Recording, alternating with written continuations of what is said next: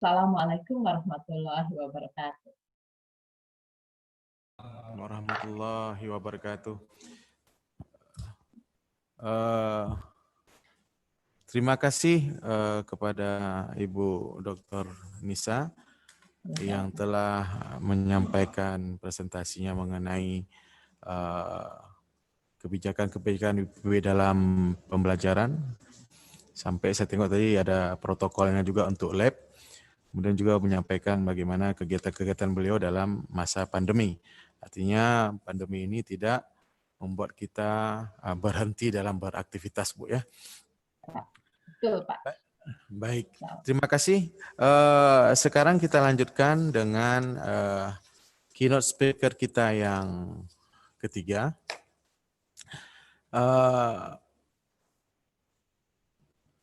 Keynote speaker kita yang ketiga yaitu Dr. Fahmi Ihwansyah, SKP MPH. Saya perkenalkan, lahir beliau di Banda Aceh, 5 September 1966. Pendidikan beliau S1 keperawatan di Universitas Padjadjaran Bandung, kemudian S2 di Fakultas Kesehatan Masyarakat di Universitas Bangkok, Thailand. Kemudian juga S3 beliau di Manajemen Science University Shah Alam, Malaysia. Mengenai jabatan beliau saat ini merupakan Kepala Balai Penelitian dan Pengembangan Kesehatan Aceh. Dan juga beliau ini sangat menginspirasi kita, saya pikir, karena 2 kali berturut-turut sebagai The Indonesian Inspiring Leader dari Indonesia Magazine, Pak ya. Jadi beliau ini luar biasa 2 kali di tahun 2019-2020 terpilih menjadi the Indonesian Inspiring Leader. Baik, saya pikir mungkin itu sedikit perkenalan kita dengan Dr. Fahmi Ihwansyah. Selanjutnya kita minta kepada Pak Fahmi untuk mempresentasikan materinya. Kami persilahkan, Pak. Assalamualaikum warahmatullahi wabarakatuh. Waalaikumsalam warahmatullahi wabarakatuh. Alhamdulillahirrabbilalamin. Wassalatu wassalamu ala asrafil anbiya'i wa mursalin wa ala alihi wa ashabihi ajma'in. Pertama-tama mari kita mengucapkan puji dan syukur kehadiran Allah Subhanahu wa taala yang mana dengan rahmat dan karunia-Nya pada kesempatan siang hari ini kita telah diberikan waktu, kesempatan dan juga kesehatan untuk bisa saling bersiraturahim dalam suasana yang berbeda melalui webinar yang kita laksanakan pada siang ini. Kemudian tak lupa pula kita sanjungkan salawat dan salam kepada baginda Nabi besar Muhammad SAW, karena beliaulah kita bisa menikmati kehidupan ini melalui petunjuk-petunjuk beliau, kita bisa melaksanakan, bisa menambah ilmu pengetahuan yang terus kita lakukan kajian dari masa lalu, masa sekarang, dan masa yang akan datang. Yang saya hormati Bapak Rektor UIN Araniri yang diwakilkan oleh Bapak Warik 3 bidang kemahasiswaan dan kerjasama. Kemudian juga saya hormati Bapak Kaprodi, Pak Saiful Kamal. Istimewa ini Bapak moderator ini Pak Mukhlis. Dan juga tak lupa pula penghormatan saya untuk para narasumber, Bapak Prof. Rinaldi, Ibu Dr. Nisa, para peserta dari Sabang sampai Merauke, dan juga tadi disebutkan dari beberapa wilayah di luar Indonesia, termasuk negara jiran kita. Hari ini saya sangat berbahagia sudah diundang sebagai narasumber dalam pertemuan webinar yang bertema pandemik COVID-19 tentang tantangan pendidikan dan research di era new normal. Panitia memberikan judul untuk saya, proses penanganan sampel dan deteksi COVID-19. Judul ini diberikan mungkin karena di tempat saya, yaitu di Balai Penelitian dan Pengembangan Kesehatan Aceh, Kementerian Kesehatan adalah laboratorium tempat pemeriksaan COVID-19 untuk Provinsi Aceh berdasarkan Keputusan Menteri Kesehatan nomor 2014 tahun 2020. Topik proses penanganan sampel dan deteksi COVID-19 sangat menarik disampaikan kepada sivitas akademika dan publik pada umumnya. Bagi sivitas akademika, tentunya akan bisa menjadi dasar saintifik untuk pengembangan ilmu pengetahuan di bidang virologi dan biomolekuler. Bahkan bukan hanya itu, bisa dilakukan pengembangan yang lebih lanjut, lebih komprehensif lagi melalui kajian-kajian dalam berbagai bidang. Apakah itu bidang sosial, budaya, dan bahkan bidang religius.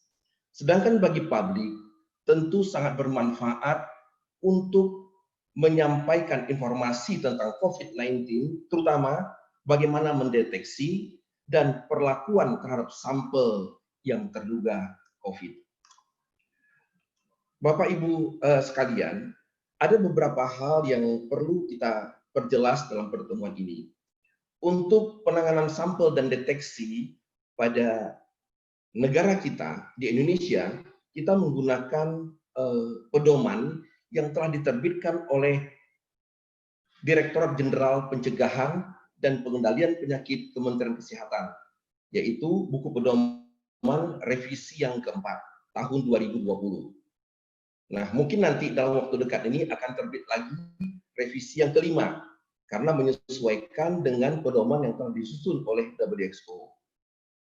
Namun, saat sekarang kita masih menggunakan buku pedoman revisi yang keempat ini.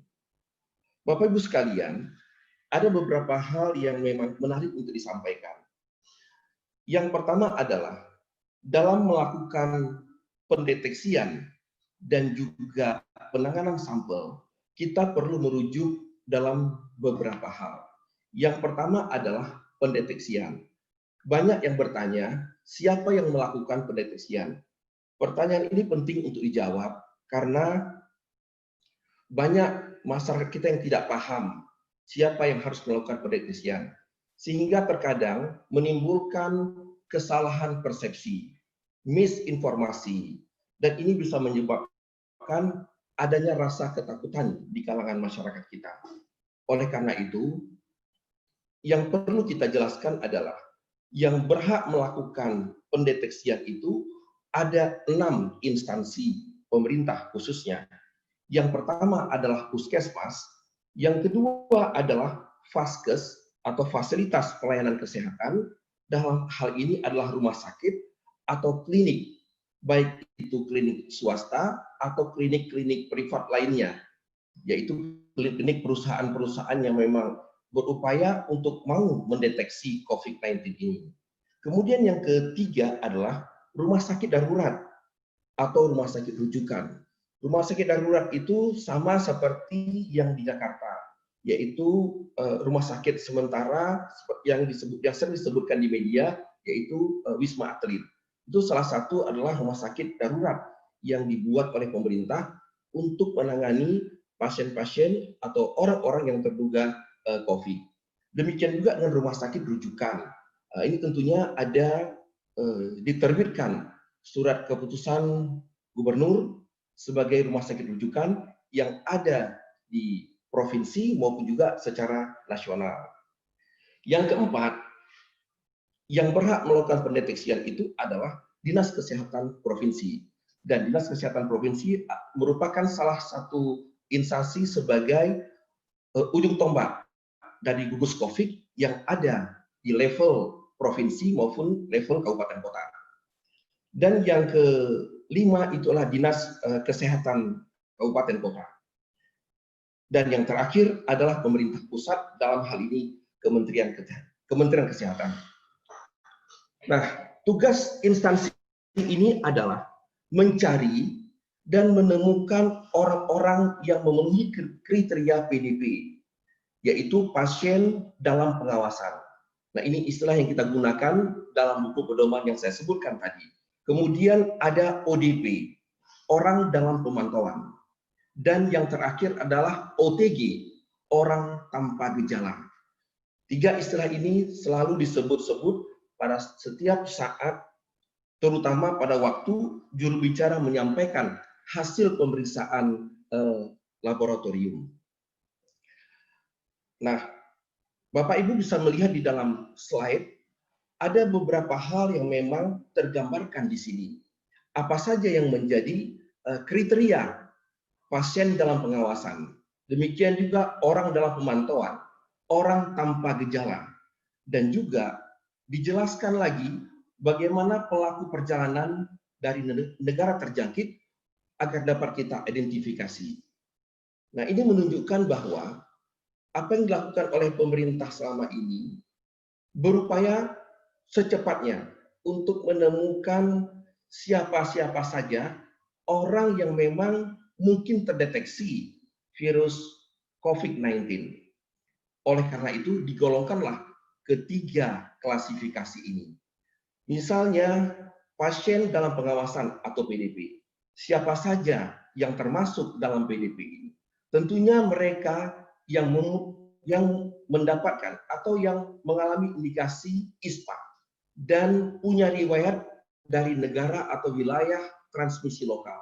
Katakanlah kita misalnya orang masuk ke Aceh mungkin dari wilayah merah atau zona merah seperti kata Prof. Rinaldi tadi.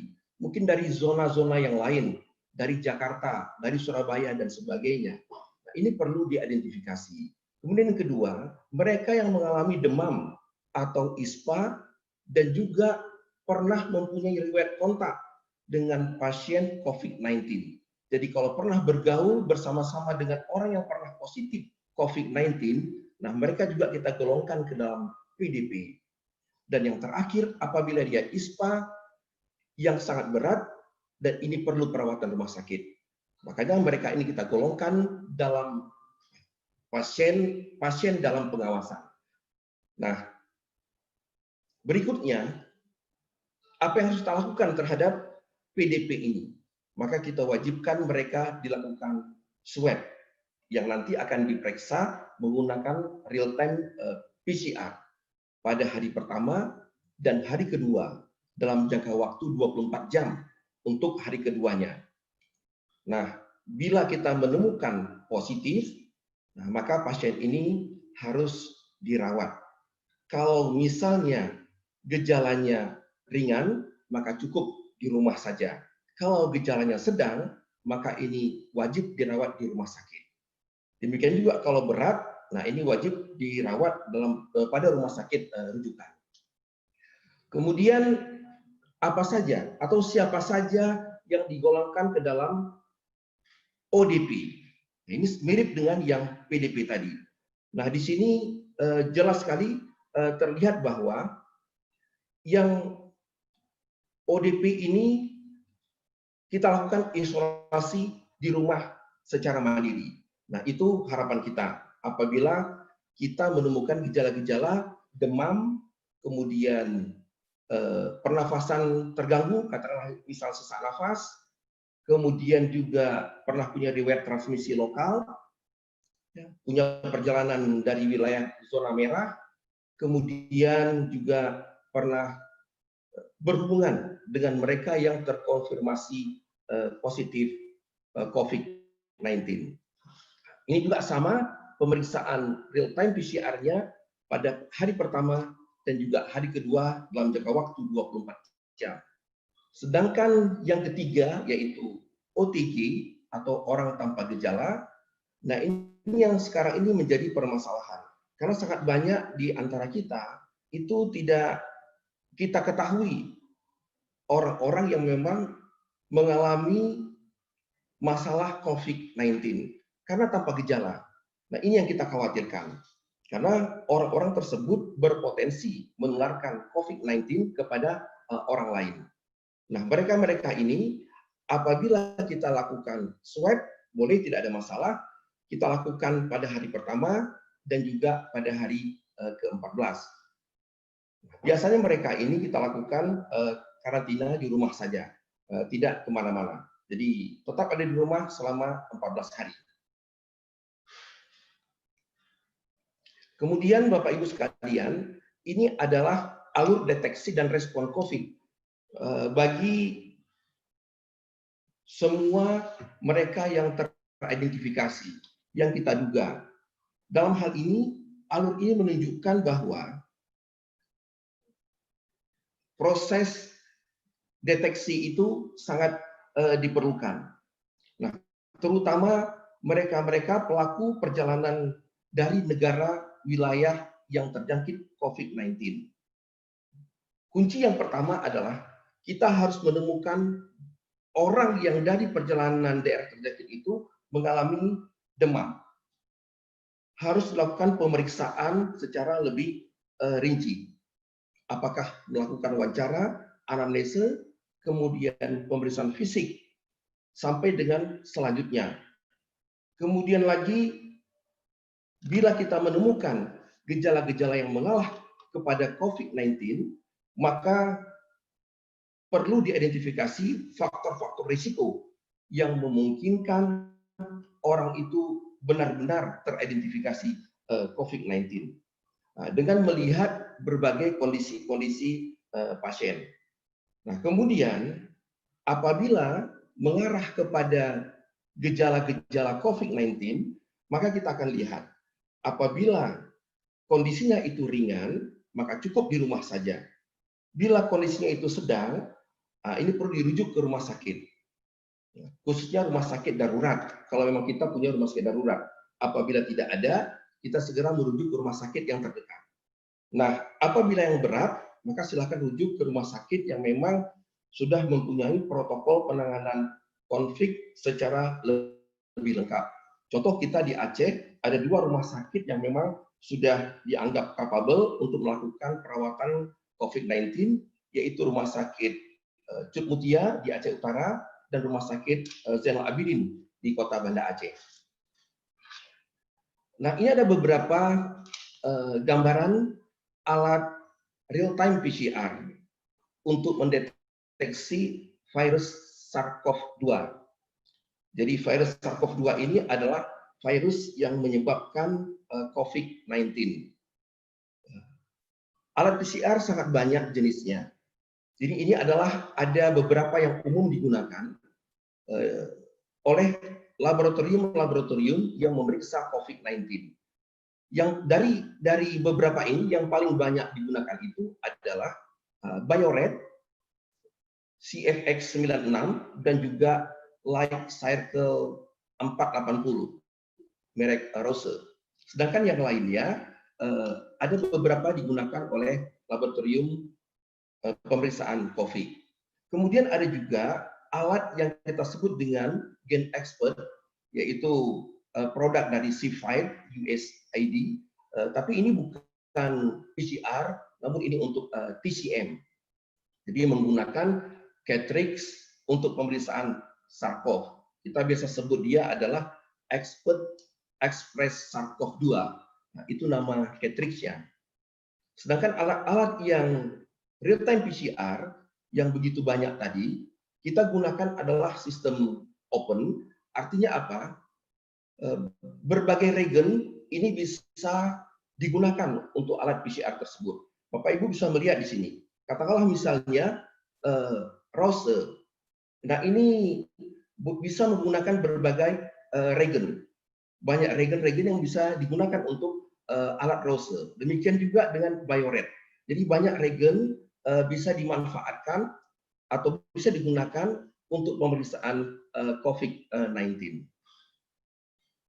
Kemudian jenis spesimen. Para peserta webinar banyak jenis spesimen yang bisa mendeteksi COVID-19 atau virusnya adalah SARS-CoV-2. Kita bisa mengambil spesimen usap nasofaring atau orofaring atau kedua-duanya. Kita juga bisa mendapatkan dari sputum. Kita juga bisa mendapatkannya dari bronkoalveolar, yaitu di bagian dalam saluran pernafasan kita.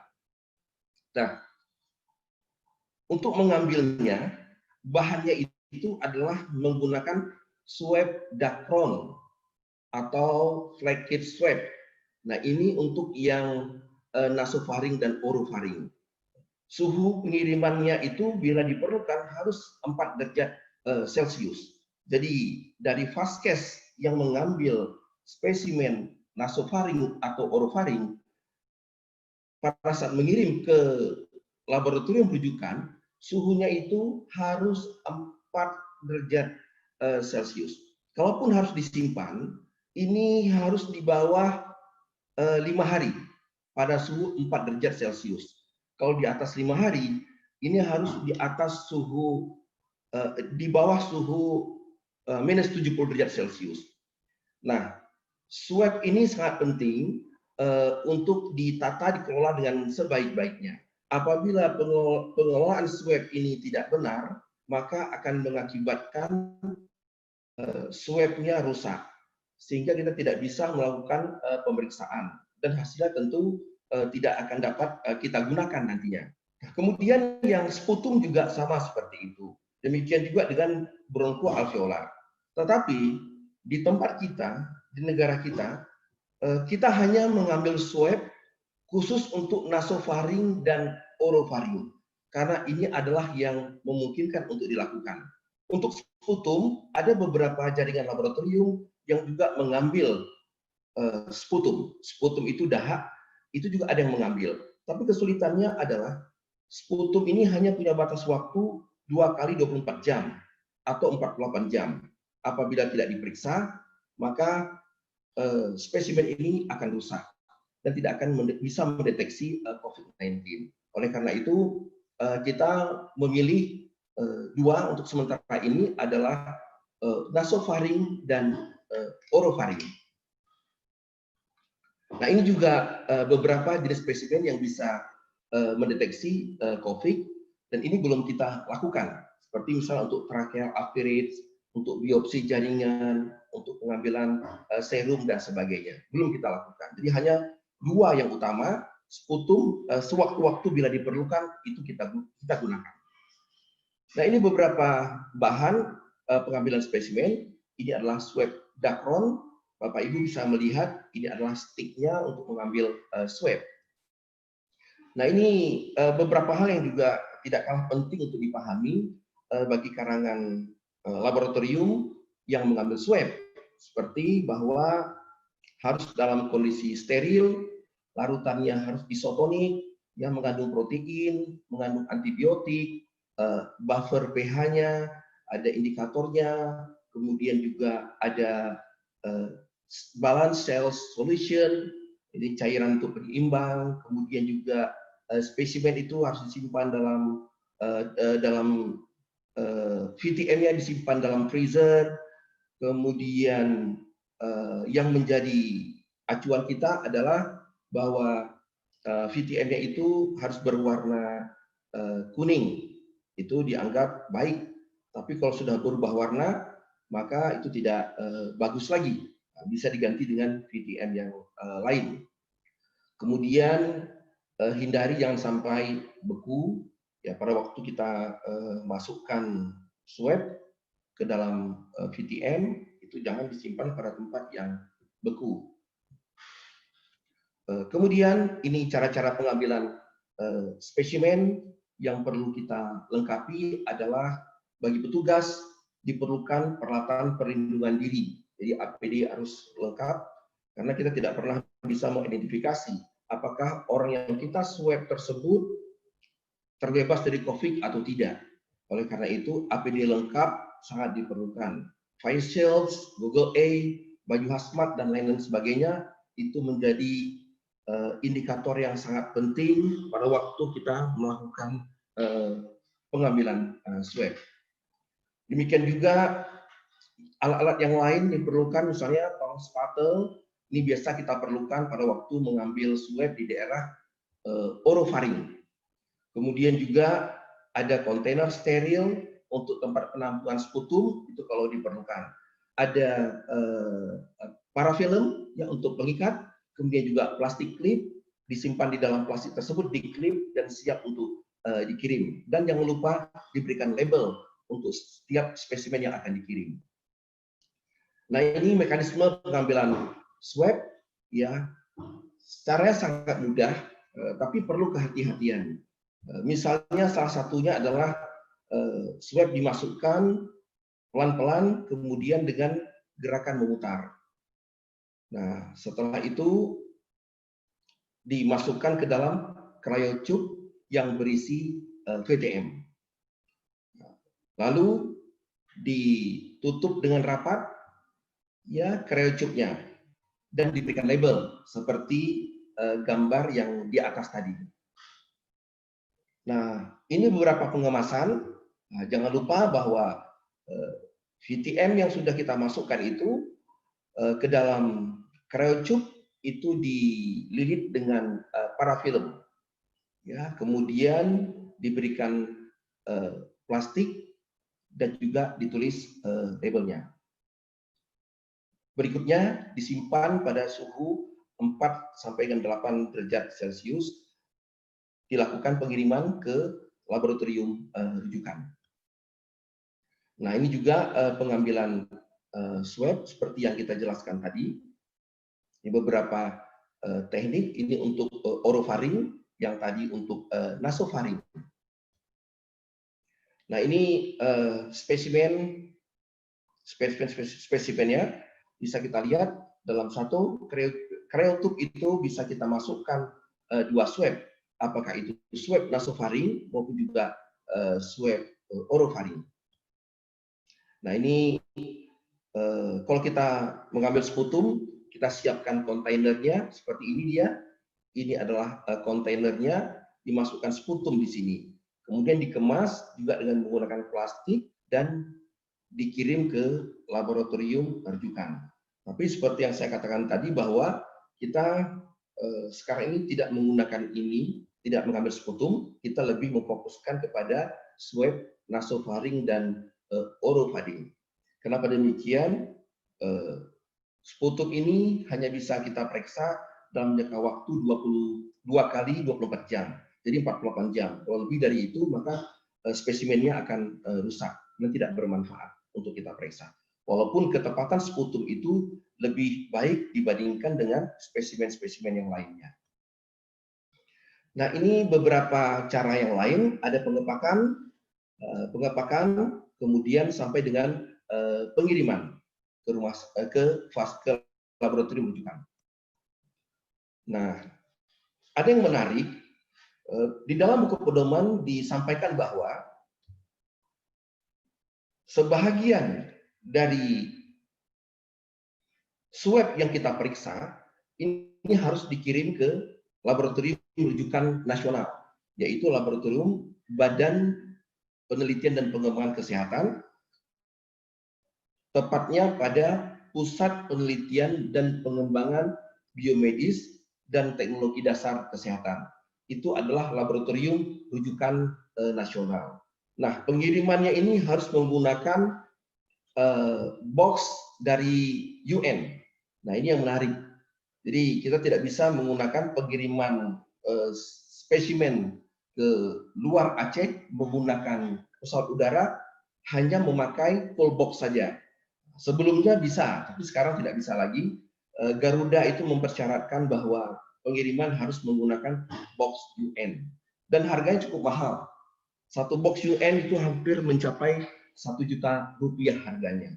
Jadi kalau kita akan mengirim ke Jakarta, ke lab rujukan nasional, ini perlu banyak pertimbangan. Karena harga boxnya mahal. Sedangkan biaya pengirimannya gratis, hanya dikenakan pajak saja. Jadi ada beberapa hal di sini yang memang kita lakukan pada waktu kita mengirim spesimen rujukan ke laboratorium rujukan nasional. Nah, Bapak Ibu sekalian, di samping menggunakan real-time PCR untuk menentukan apakah orang itu COVID-19 atau bukan, kita juga bisa menggunakan rapid test, baik itu rapid test antibody maupun juga rapid test antigen. Yang sekarang ini kita gunakan adalah rapid test antibody yang sangat banyak dipakai oleh berbagai vaskes. Bahkan beberapa kantor pemerintah juga sudah mulai belajar bagaimana menggunakan rapid test antibody. Demikian juga dengan rapid test antigen. Nah, ini agak spesifik karena untuk mengetahui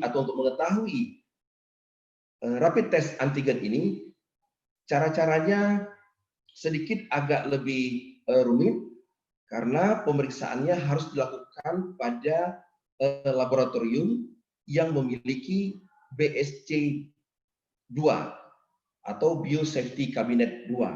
Kalau ada vaskes atau laboratorium yang tidak memiliki BSC 2, maka tidak bisa dilakukan pemeriksaan rapid test antigen. Jadi yang selama ini berjalan di berbagai instansi pemerintah, di tempat-tempat kita ini lebih kepada rapid test antibody. Ini beberapa alur ya pemeriksaan rapid test antibody yang secara tahapan-tahapannya itu kita lakukan. Misalnya yang pertama untuk yang OTG, ODP, dan PDP. Nah, apabila dia mengalami gejala berat seperti batuk, ya, kemudian sesak nafas, nah ini berarti yang bersangkutan butuh perawatan di rumah sakit. Nah, seorang dokter di vaskes perlu segera melakukan rujukan ke rumah sakit yang memang memiliki fasilitas untuk perawatan COVID-19. Walaupun itu belum terbukti, tetapi harus dipersiapkan rujukannya ke rumah sakit tersebut. Demikian juga untuk kondisi-kondisi yang lain, perlu diidentifikasi dengan sejelas-jelasnya. Nah, apabila rapid testnya itu positif, nah maka perlu segera dilakukan pemeriksaan menggunakan PCR atau TCM. Nanti TCM kita akan bahas kemudian. Nah, bisa dilakukan secara berturut-turut, ya, hari pertama, hari kedua, gitu, untuk memastikan bahwa benar dia itu positif ataupun negatif. Ada beberapa kondisi yang perlu disikapi bersama oleh kita semuanya. Apabila rapid test itu positif, kemungkinan si yang bersangkutan itu sudah terinfeksi atau awalnya masuk virus itu bisa 4 atau 7 hari sebelumnya. Nah, hari keempat atau hari kelima kita lakukan rapid test. Biasanya hasilnya adalah positif. Karena apa? Antibodi tubuh sudah terbentuk. Sedangkan kalau dia baru terinfeksi, baru masuk virusnya ke dalam tubuh, hari pertama atau hari kedua, apabila di rapid test, biasanya itu tidak teridentifikasi. Umumnya hasil tesnya itu adalah negatif. Oleh karena itu, rentang waktu ini juga perlu menjadi bahan pertimbangan, perlu menjadi bahan kajian pada saat menyimpulkan apakah seseorang itu positif COVID-19 maupun juga negatif melalui rapid test. Nah, ini rapid test antigen, mekanismenya tidak jauh berbeda dengan rapid test antibody. Hanya membedakannya adalah pemeriksaan melalui rapid test antigen itu harus menggunakan biological cabinet 2. Nah, ini tes cepat molekuler.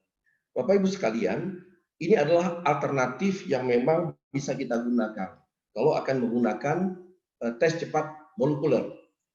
Nah, di Aceh belum banyak vaskes yang memiliki TCM. Ada beberapa yang sudah ada seperti misalnya Zainal Abidin, Cud Mutia, dan ada beberapa yang lainnya. Tetapi ada juga mereka punya TCM tapi tidak punya biosafety biological kabinetnya. Ini juga jadi masalah. Nah, oleh karena itu ke depan mungkin apabila kita akan menggunakan TCM ini, tentunya pemerintah harus secepatnya mengadakan peralatan-peralatan tes cepat ini. Nah, tes cepat ini bisa dilakukan dalam waktu yang relatif singkat. Hanya sekitar 45 sampai dengan 60 menit sudah mendapatkan hasil. Sebelumnya, TCM ini sebenarnya digunakan untuk pemeriksaan tuberkulosis.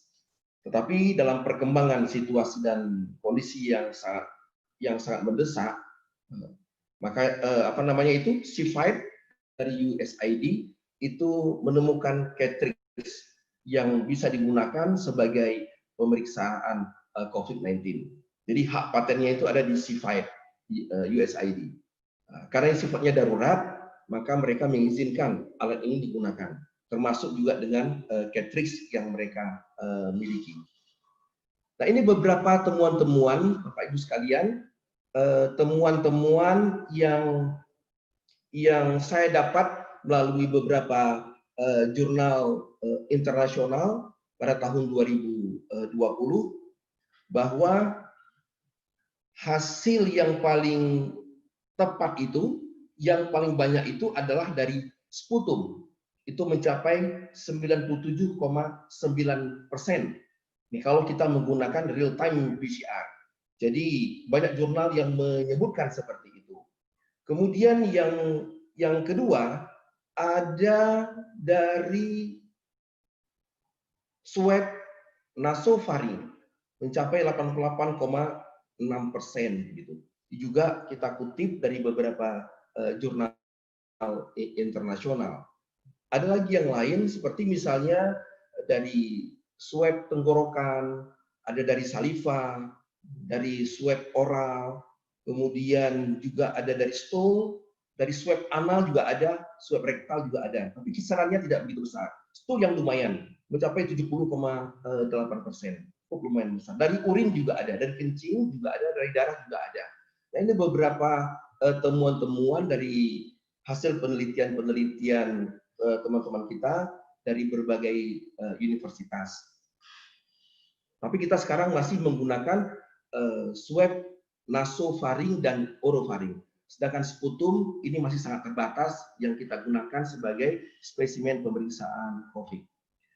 Nah, ini kita simpulkan. Yang pertama bahwa gold standar pemeriksaan COVID-19 itu adalah real-time PCR. Karena yang dilihat adalah virusnya. Apakah virus itu sudah ada dalam tubuh atau tidak, sudah masuk atau tidak. Jadi sangat tepat itu menggunakan real-time PCR. Sedangkan rapid test itu dilakukan screening untuk sementara. Jadi bukan untuk menentukan, untuk memastikan apakah virus itu atau ada, tapi hanya untuk melihat antibodi tubuh. Sedangkan tes molekuler cepat itu bisa dilakukan pada saat situasi yang emergensi. Ini juga problemnya adalah Catrix-nya sangat sedikit jumlahnya. Dan yang terakhir adalah pelaporan, ya, semua hasil pemeriksaan menggunakan real time PCR dan TCM itu harus dilaporkan ke Kementerian Kesehatan setiap hari. Jadi pelaporannya itu dimulai dari jam 8 sore sampai dengan jam 6 pagi esok harinya. Kira-kira demikian Bapak Ibu sekilas informasi dari saya, mudah-mudahan bermanfaat untuk kita semuanya. Terima kasih banyak. Assalamualaikum warahmatullahi wabarakatuh. Waalaikumsalam warahmatullahi wabarakatuh. Terima kasih Pak Dr. Fahmi Irwansyah yang telah menjelaskan, saya pikir cukup ya detail lah, artinya bagaimana kita proses dari PDP, ODP, OTG tadi, kemudian bagaimana deteksi dininya, kemudian bagaimana kita respon, bagaimana pengambilan sampelnya, terus pengepakannya sampai hasil bahwa positif atau tidak positif, dan juga pelaporannya kepada Kementerian Kesehatan. Jadi itu saya pikir alur ataupun proses daripada alur bagaimana sehingga terdeteksi bahwa positif atau tidak positif COVID pada seseorang. Nah, saya pikir sekarang kita para keynote speaker masuk pada sesi diskusi. Saya lihat sini sudah ada beberapa pertanyaan dan untuk ada waktu kita sampai pukul 12, berarti ada sekitar 30 menit lagi. Saya akan mencoba membacakan beberapa pertanyaan. Untuk tahap pertama ini mungkin masing-masing pemateri akan saya bacakan pertanyaannya karena kebetulan ada pertanyaan-pertanyaan yang memang ditujukan kepada masing-masing keynote speaker. Untuk yang pertama ini ada pertanyaan untuk Prof. Rinaldi. Prof, ini ada pertanyaan dari Muhammad Khalil dari Malang. Beliau menanyakan agar diberikan penjelasan lebih lanjut tentang gizi MS dan kelebihannya dibandingkan dengan LC-MS dan HPLC untuk menganalisis potensi senyawa alami Tuhan secara in silica. In silico, Prof. Jadi saya ulangi, ini pertanyaan dari Pak Khalil Malang, mohon penjelasan lebih lanjut tentang GCMS dan kelebihannya dibandingkan dengan LCMS dan HPLC untuk menganalisis potensi senyawa alami tumbuhan secara in silica. Mungkin bisa dicatat sebentar, Prof. Jadi saya bagikan dulu pertanyaan kepada masing-masing speaker. Kemudian ada pertanyaan juga untuk Pak Fahmi. Pertanyaannya begini, Pak Fahmi, virus COVID-19 ini sebenarnya berasal dari kelawar apa dari terenggiling, Pak? Jadi karena katanya virus ini bersifat zoonosis, mohon penjelasannya. Jadi ada pertanyaan, apakah COVID ini sebenarnya, karena kan berkembang dari Wuhan dulu kelawar, kemudian sampai ke Indonesia katanya terenggiling. Jadi ada pertanyaan, ini sebenarnya yang mana? Gitu. Kemudian untuk Ibu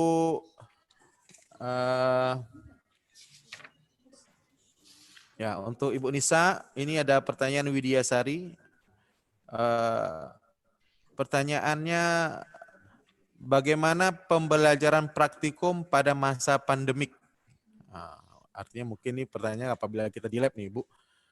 Karena sebagian mahasiswa, ini mahasiswa saya pikir yang bertanya, bagaimana nih kan dalam masa daring atau online, tapi ditanya bagaimana pembelajaran praktikum pada masa pandemik COVID, apakah perlu dilakukan atau kalau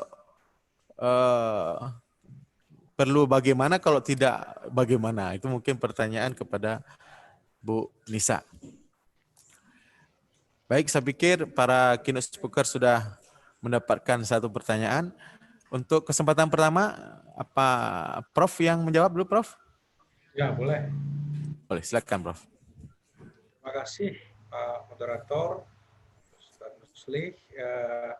Ada pertanyaan dari Pak M. Khalil dari Universitas Negeri Malang mengenai perbedaan HPLC dan GC, ya. Jadi teknik kromatografi. Mungkin Pak Khalil sering menggunakan LCMS. Ya, bagus saja, ya. GCMS juga bagus saja, ya. Cuma kita harus paham juga sifat dari senyawa kimia yang mau kita pisahkan itu. Jadi kalau senyawa-senyawa yang bersifat mudah menguap, ya, dan stabil pada suhu tinggi, ya itu Bapak bisa gunakan GCMS. Tapi kalau misalnya senyawa-senyawa yang tidak stabil pada suhu tinggi, itu disarankan yang tidak stabil pada suhu tinggi disarankan untuk menggunakan LC, ya. Berarti bisa menggunakan LCMS. Nah, jadi terserah saja mau pakai GCMS atau LCMS. Sebenarnya mau pakai detektor yang lain juga bisa saja. Permasalahannya adalah kadang kita tidak punya standar. Nah, LCMS dan GCMS ini dia ada database, ya, database senyawa ribuan ataupun bahkan mungkin ya ratusan ribu, ya, ratusan ribu senyawa kimia yang ada database-nya, yang ada korelasinya antara waktu retensi dengan MS, data MS, spektrum MS. Nah, sebenarnya lebih establish sistem GCMS dibanding LCMS. Karena GCMS itu retention index yang digunakan seperti yang saya kemukakan itu sudah puluhan tahun, jadi sudah lebih established. Sedangkan LCMS, LC, retention index-nya itu masih debatable, ya, masih banyak diskusi, ya, masih belum jelas. Ya. Jadi kalau misalnya mau pakai GCFID boleh, GCTCD bisa, ECD, NPD, dan seterusnya, itu Bapak bisa menggunakan detektor itu. Cuma permasalahannya, kalau dari tanaman yang berpotensi, kadang kita tidak tahu ya senyawa apa itu, jadi kita belum punya standar. Tapi untuk quality control selanjutnya mungkin lebih bagus kita menggunakan detektor-detektor yang lebih spesifik. Karena detektor MS, mass spectrometry, ini adalah detektor yang universal, ya. Jadi semua dia bisa deteksi dan dia punya database-nya. Dan ini memang sekarang yang paling mudah digunakan oleh para peneliti untuk dry lab, ya. Jadi sebelum masuk ke laboratorium basah, untuk dalam rangka efisiensi, waktu, dan juga biaya, efektivitas, ya, itu disarankan untuk menggunakan drug discovery untuk potensi senyawa-senyawa alami dengan data GCMS tadi. Saya pikir sudah cukup bagus, Pak Khalil. Silahkan dilanjut penelitiannya, ya, ditunggu nanti sharing publikasinya. Terima kasih dari saya, demikian Pak Moderator. Assalamualaikum warahmatullahi wabarakatuh. Assalamualaikum. Baik, terima kasih Prof. Mudah-mudahan jawaban Prof tadi bisa diterima oleh Pak Khalil, ataupun nanti misalnya masih ada yang kurang jelas, saya pikir bisa nanti kami catat kembali dan langsung berkonsultasi ataupun berdiskusi dengan Prof. Terima kasih Prof. Kemudian kita lanjut, mungkin Ibu Nisa, pertanyaan tadi, silakan Bu.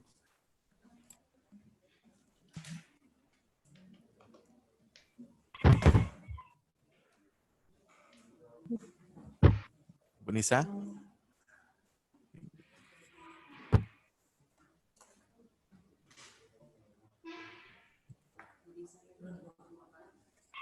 Gimana Bu Nisa? Silakan. Ya Pak, maaf tadi masih di-unmute. Ya. Untuk Saudari Widyasari dari UIN Araniri, ya, memang pada kondisi yang harus praktikum banyak, ya, kita tidak bisa praktikum, itu merupakan hal yang memang untuk mahasiswa bagaimana tidak dapat skill, ya.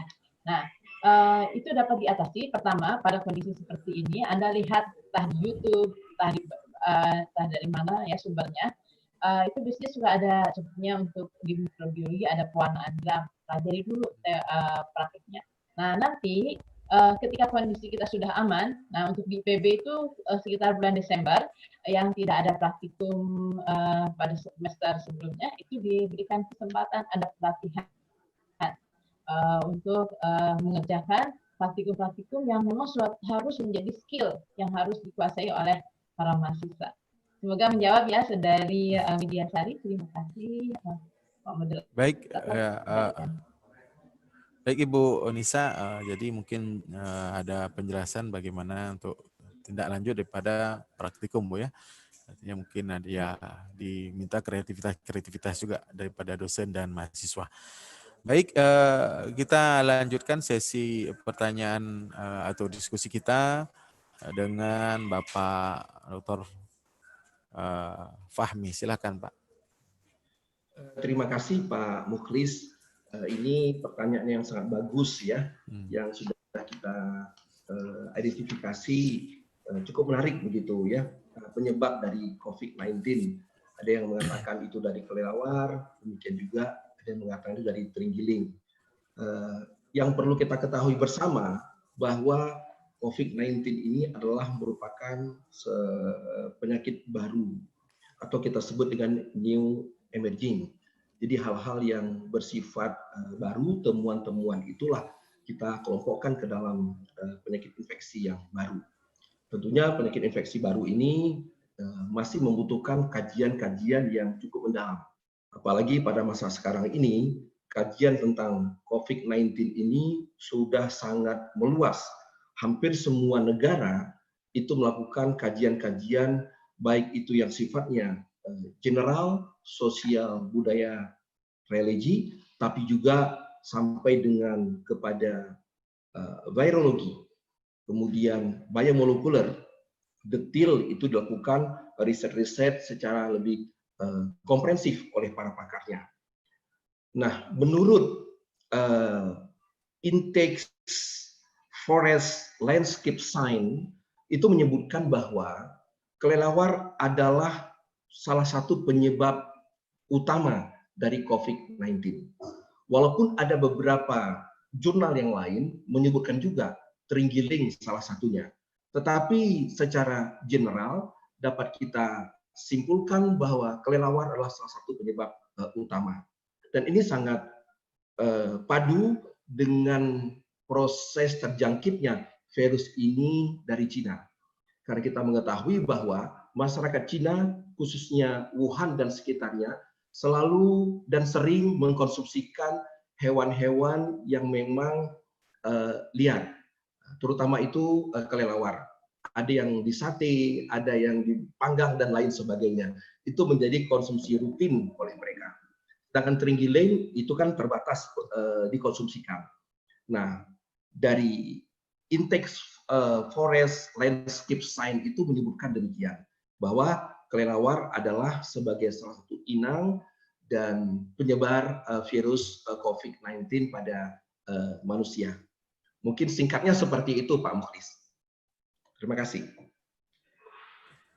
Baik, terima kasih Pak Fahmi. Ya, berarti kira-kira secara umum bahwa pembawa pertamanya ini adalah kelelawar ya, Pak ya. Baik, kemudian kita lanjutkan, ada beberapa pertanyaan lagi. Kembali kita urutkan dari untuk Prof. Ray dulu. Ini ada pertanyaan. Ini terkait mungkin dengan riset Prof. Ray berhubungan dengan herbal nih, Prof. Ada pertanyaan terkait dengan tanaman herbal yang ada di Aceh. Apakah benar tanaman ganja itu memiliki zat aktif yang dapat menghambat COVID, Prof? Nah, ini kan sedang heboh nih juga. Ada informasi ganja itu bisa untuk mengobati COVID. Bagaimana, Prof? Tanggapan? Ya, terima kasih atas pertanyaannya. Siapa tadi, lupa saya namanya. Ya. Ini dari Susi ini, Prof. Ya, terima kasih Bu Susi. Pertanyaan yang menarik ya. Itu kalau tertarik boleh nanti saya akan share satu artikel saya yang under review, partner dengan Prof. Trina Tele dari Unsrat, sedang under review. Nanti hasilnya itu silahkan dibaca sendiri, karena di situ ada cannabinoid juga kita bandingkan. Obat yang sekarang lupa saya jenis obatnya, ada vir itu ada beberapa kita uji coba dengan model molekuler docking itu, in silico analysis, salah satunya juga kita bandingkan dengan cannabinoid dan relatif signifikan juga. Nanti kalau tertarik boleh saya kasih linknya, nanti tinggal dinikmati saja dan dikritisi. Jadi belum tentu benar juga, ini nama juga peneliti, dia mencari nama juga potensi ya, potensi. Tapi memang sepertinya itu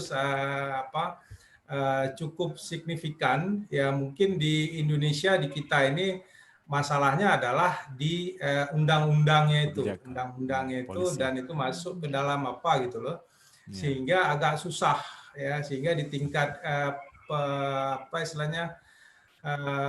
pemegang kebijakan itu masih dilematis. Jadi harus undang-undang itu harus diperbaiki dulu, baru mudah itu kita untuk aksi, untuk risetnya itu. Karena di beberapa negara maju itu mereka riset itu sudah serius sekali. Ya, sedangkan kita termasuk tanaman ganja terbaik di dunia ada di kita ini. Ya. Demikian, terima kasih. Baik, Prof. Terima kasih banyak. Jadi ya, Ibu Susi tadi kalau ingin mendapatkan informasi mengenai ganja dan COVID, nanti bisa berhubungan langsung karena juga sudah ada tulisan yang under review. Kemudian kita lanjutkan lagi kepada, ini ada juga pertanyaan untuk Ibu Bu Nisa, Bu.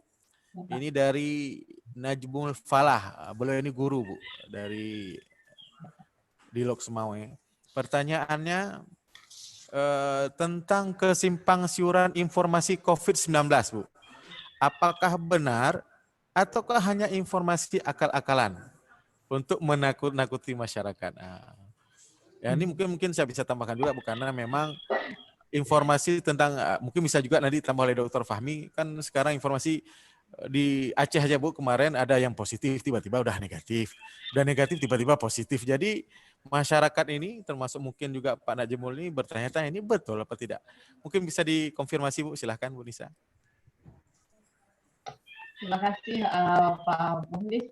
Terima kasih pertanyaan dari Saudara Najmul Falah, Bapak Guru dari Lok Semawe.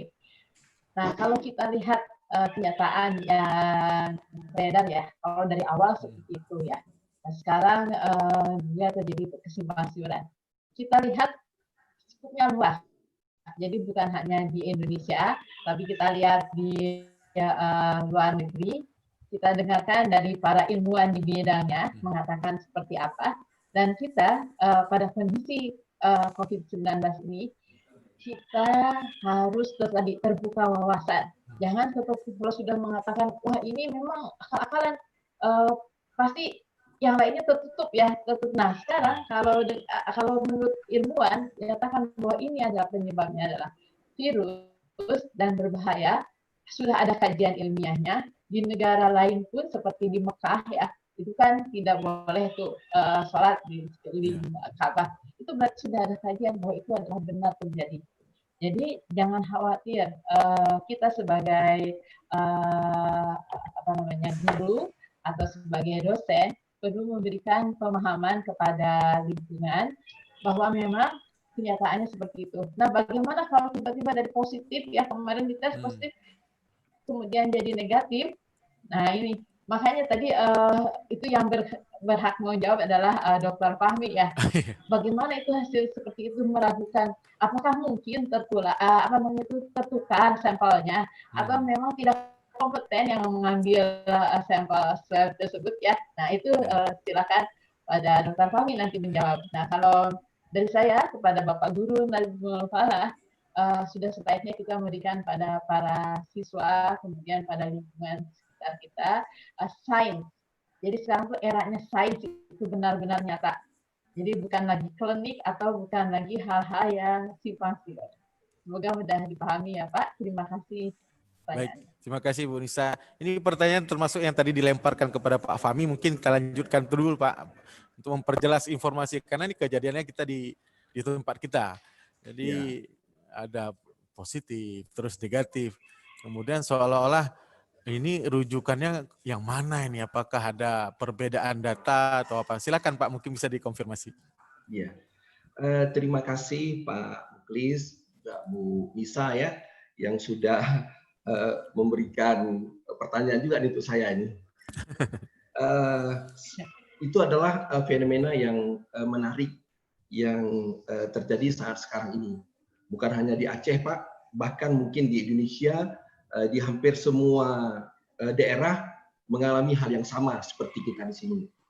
Tentunya kenapa banyak masyarakat yang ragu, banyak yang berbeda-beda persepsinya, menduga-duga, tentu karena memang pemahaman masyarakat tentang pemeriksaan laboratorium dan juga tentang COVID-19 ini sangat terbatas.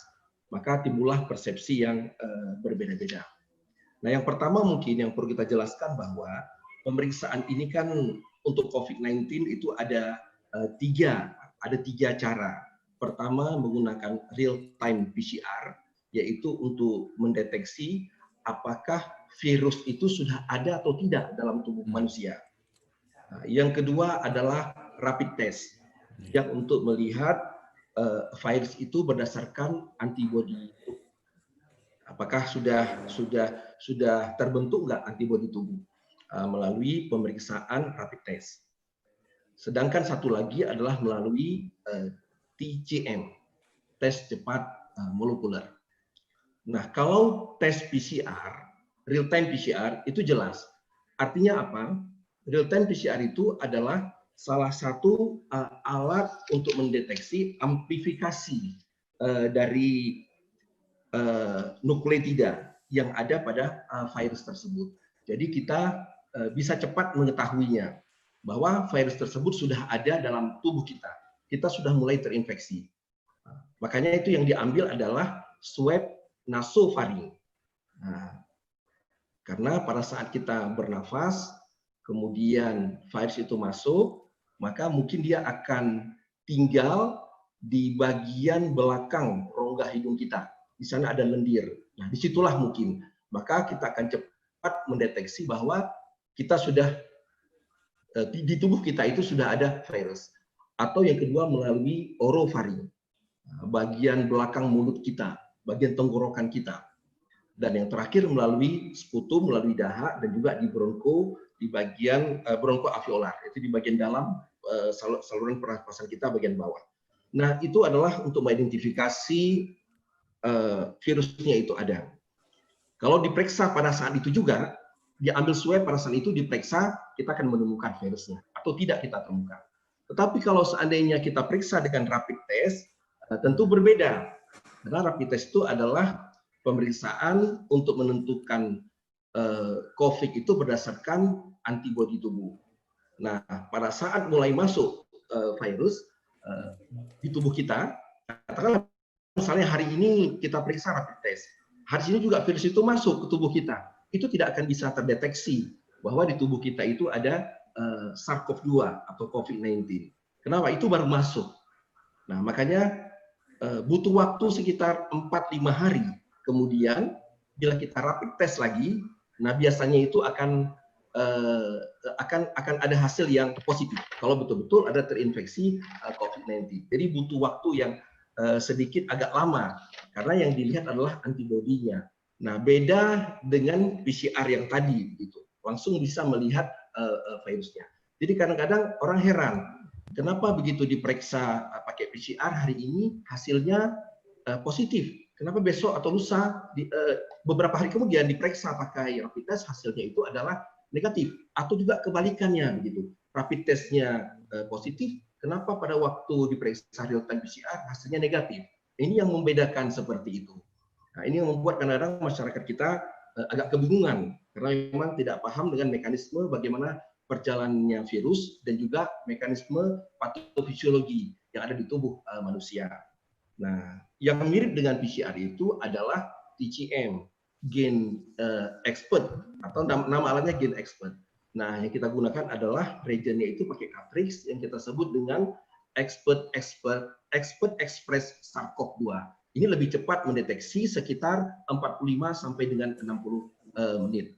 Tetapi keterbatasannya adalah ya dia tidak selengkap real time PCR. Kalau real time itu kita bisa melihat sekuensinya sampai dengan detail genotypingnya. Beda dengan TCM. Nah, itu mungkin Pak jawaban sementara Pak Kris. Ya, terima kasih Pak Fahmi. Sedikit menyambung nih Pak Fahmi, kan ada pertanyaan ketiga, saya pikir mungkin mesti juga berkenaan. Ditanyakan mengenai masalah rapid test. Jadi mungkin kita juga harus memetakan Pak Fahmi, sebab ternyata positif rapid test tidak sama dengan positif virus ataupun positif COVID. Nah, inilah yang menyebabkan di masyarakat timbulnya ini udah rapid test positif, tiba-tiba swab enggak. Nah, gitu. Mungkin bisa dijelaskan Pak, ada pertanyaan gitu. Ini apakah rapid test yang belum tentu itu bentuk virus corona, apakah positif, apakah tidak, itu bagaimana? Jadi mungkin bisa dijelaskan positif di rapid test itu apa? Kemudian positif yang sebenarnya dari hasil swab itu mungkin yang positif sebenarnya. Mungkin bisa dijelaskan, Pak.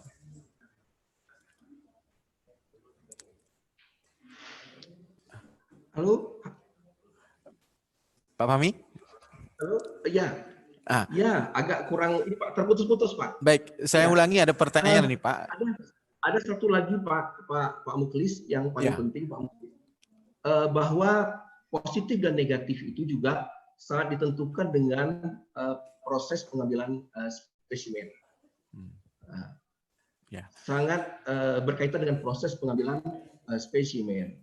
Nah, terkadang pada waktu pengambilan spesimen, waktu di swab itu mungkin sticknya itu tidak sampai ke lendir bahagian ke rongga hidung bagian belakang. Nah, mungkin hanya di tengah saja begitu. Nah, ini juga kita tidak akan mendapatkan hasil yang sebenarnya. Nah, itu yang paling sering terjadi. Di PCR hari ini positif. Kemudian 2 hari kemudian di PCR lagi hasilnya negatif dalam waktu yang relatif singkat. Nah, ini potensial kemungkinan terjadi pada waktu pengambilan swab yang sangat terbatas mungkin. Karena terus terang teman-teman kita yang di fast case begitu banyak yang harus diambil swabnya, antri begitu panjang, 1-2 biasanya ada mengalami miss yang seperti saya katakan tadi. Nah, demikian juga dengan faktor-faktor lainnya begitu. Ya, faktor peralatan, kemudian juga faktor si pasiennya sendiri, karena antibodi tubuh setiap orang itu kan berbeda-beda. Ya, berbeda-beda tuh responnya terhadap musuh yang masuk ke dalam tubuh kita. Virus yang masuk itu sangat direspon oleh tubuh kita itu sangat berbeda-beda begitu, tergantung dengan daya tahan tubuhnya sendiri. Tentunya ini membawa pengaruh yang besar terhadap waktu pengambilan swab. Makanya terjadilah yang seperti saya katakan tadi, positif, negatif, kadang-kadang ada negatif, positif.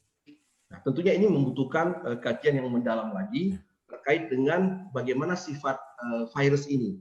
Karena kita tidak tahu detail, sekarang para pakar masih terus menelaah, mengkaji secara mendalam bagaimana virus itu bisa bekerja di dalam tubuh kita.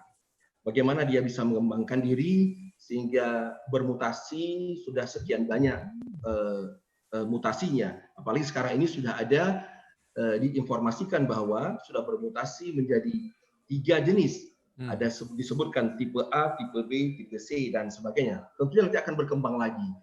Sifat-sifat virus ini mungkin dalam telahan yang lebih detail lagi ke depan.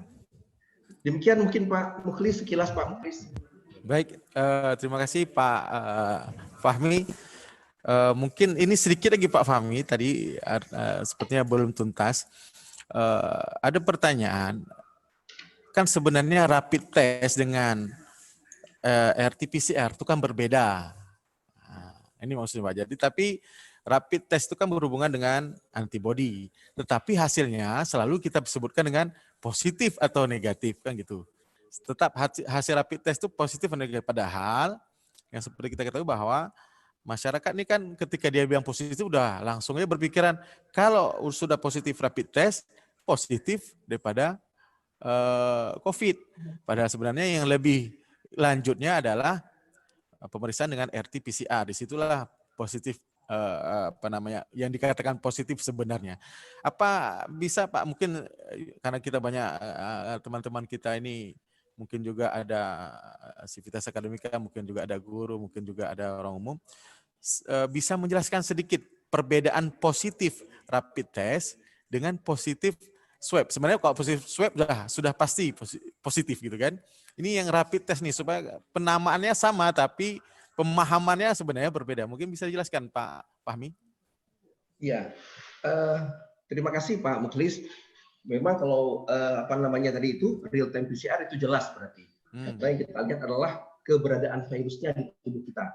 Hari itu masuk virus, hari itu juga kalau swabnya benar, kita bisa mendeteksi bahwa di tubuh kita sudah ada virus COVID-19. Itu untuk real time PCR.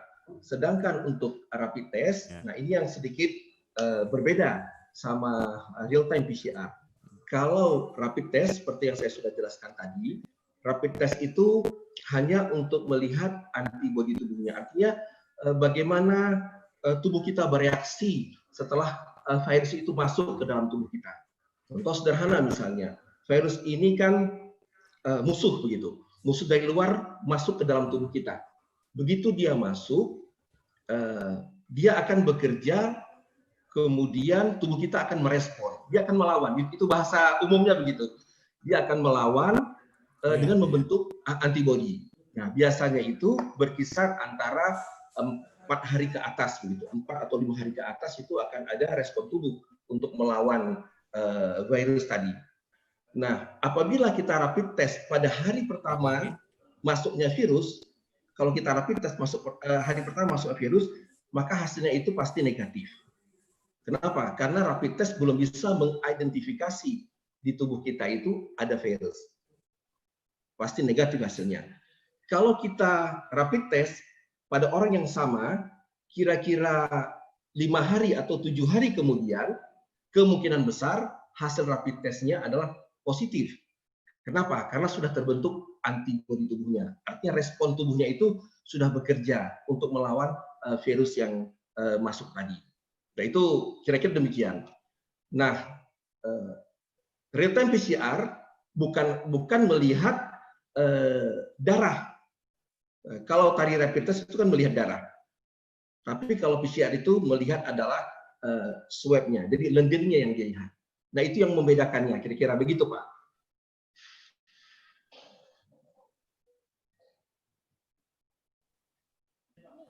Terima kasih Pak Fahmi atas penjelasan. Mudah-mudahan bisa menjadi informasi bagi saudara-saudara kita yang lain. Saya pikir pembicaraan kita sangat menarik, tetapi kita harus segera berpisah karena rezim waktu ini betul-betul kejam, Pak, sehingga kita harus menyelesaikan daripada kegiatan kita pada hari ini. Kembali saya ucapkan terima kasih sebesar-besarnya kepada Prof. Ri, kepada Dr. Nisa, kepada Dr. Fahmi yang telah bergabung dalam Semnas Biotik online kali ini. Saya mewakili panitia, ketua panitia dan juga Winarani mengucapkan terima kasih, dan juga jika ada kesalahan-kesalahan saya mohon maaf. Mungkin ada satu kata penutup bagi saya.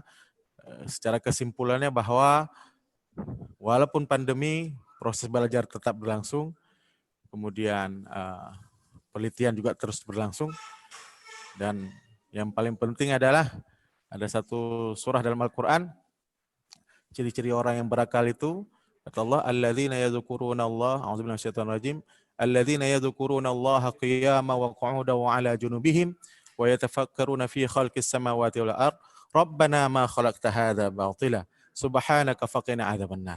Jadi orang yang berilmu itu dia cari solusinya, dia tahu dia masalahnya, tapi kemudian dia berkata, Rabbana ma khalaqta hadza batila. Enggak ada yang Allah ciptakan sia-sia, termasuk juga dengan virus ini. Tidak Allah ciptakan untuk sia-sia. Tapi kata kunci orang yang cerdas di akhir ayat Allah sampaikan apa? Rabbana ma khalaqta hadza batila subhanaka faqina adzabannar. Bagi orang Islam, intinya adalah ketaatan kepada Allah. Maha suci Allah, dan ya Allah lindungi kami dari api neraka. Mungkin itu kata-kata akhir daripada saya untuk menutup acara kita. Sebelum kita tutup, Bapak Ibu keynote speaker, tadi para operator kita mencoba mengklik foto kita bersama pada hari ini. Bagaimana saudara operator, sudah difoto? Baik, sudah difoto. Terima kasih banyak. Mungkin kita bisa berjumpa dalam lain waktu dan kesempatan. Saya sebagai moderator mengucapkan mohon maaf dan undur diri. Lebih dan kurang mohon maaf. Wabillahi taufiq wal hidayah. Assalamualaikum warahmatullahi wabarakatuh. Waalaikumsalam. Ya, selanjutnya nanti ada presentasi paralel, Prof dan Bu. Oh ya. Jadi kalau ingin bergabung nanti kita bisa bagikan juga linknya. Terima kasih. Assalamualaikum warahmatullahi wabarakatuh. Assalamualaikum warahmatullahi wabarakatuh. Warahmatullahi wabarakatuh.